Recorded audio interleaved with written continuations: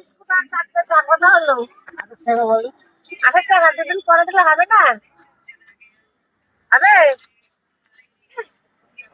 দাদা, 2 দিন পরে দিলে হবে, অসুবিধা হবে? তাহলে না না, আপনার কাছে ফোন করে নেন, হবে না হয় নাকি তা? হয় না? আরে তাহলে 4 দিন পরে দেন। কবে আসবে? ঠিক আছে, তাহলে আসলে 10 দিন পরে আবার আসবো। হ্যাঁ আপনারা ফোন নম্বর দেন, চলে তো ফোন নাম্বার দেবো? ঠিক আছে, আমার কাছে নেই দাদা, চাটা খেয়ে এত মুশকিলে পড়লাম এখন। এবার কোথাতে দেবা? সেটাই তো ভুলে গেছি, ব্যাগ আছে কিন্তু টাকা নেই। তো কালকে না, আমরা আবার কালকে যে ঘুরে আসবো, হবে না? আপনার তো এখানেই থাকেন, আমাদের তো খাওয়া হয়ে গেছে। খাওয়ার আগে বলেনি, পরে দেবো। এই সেরেছে, আপনারা খেয়ে দেবো। তখন খেয়ে ফেলেছে, এখন কি করা যাবে? আগে তো বললাম না,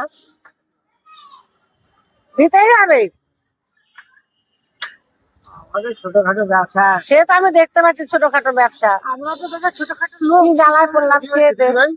আর দেখেন না দাদা, চা খেয়েছি, এখন পয়সা হাতে নেই, বলছে 2 দিন পরে নেন, 2 দিন চাটা খাওয়া হয়ে গেছে, বলছে পেশেন্ট তো দিদি ভাই, এই তো আপনি কি আর কালকে আসবেন? যে আপনি বলছেন যে কালকে দিবেন, কি টাকা?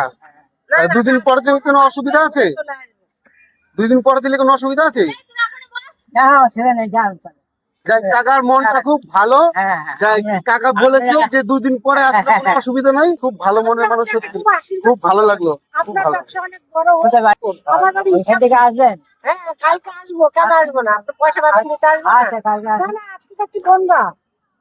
ঠিক আছে। আচ্ছা ঠিক আছে, ঠিক আছে। দেবো। কাকা যে বলেছে যে ঠিক আছে, পরে এসে দিবেন, এইটাই অনেক বড় কথা, এইটাই অনেক বড় কথা। এই এই টাকা এই নেন, এই যে নেন। এটা হবে না বলে। আপনি দেখলেন পয়সা। হ্যাঁ ঠিক আছে, ঠিক আছে। দাদা, আপনার বাড়ি কোথায়? আমার বাড়ি ব্যারাকপুরে দিদি ভাই।